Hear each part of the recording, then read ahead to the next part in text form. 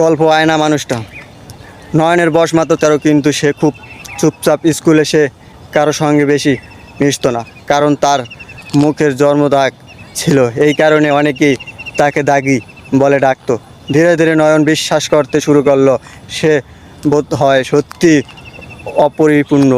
একদিন তার শিক্ষক বললেন, নয়ন, আয়নায় নিজেকে দেখো। আয়নায় অন্যরা কি বলছে তা নয়, তুমি কি দেখছো সেটাই সবচেয়ে গুরুত্বপূর্ণ।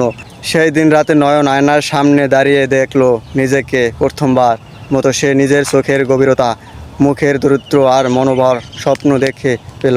ধীরে ধীরে সে নিজের উপর বিশ্বাস রাখতে শিখলো। সে ব্যক্তিত্ব আবৃত্ত ও লেখালেখিত অংশ নিতে শুরু করলো।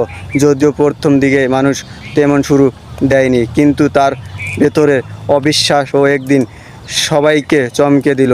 বছর 5-এর মধ্যে নয়ন হয়ে উঠল একজন জনপ্রিয় বক্তা ও লেখক। নিজের জন্মদাতা পিতাকে নিজের পরিচয় বানিয়ে ফেললো।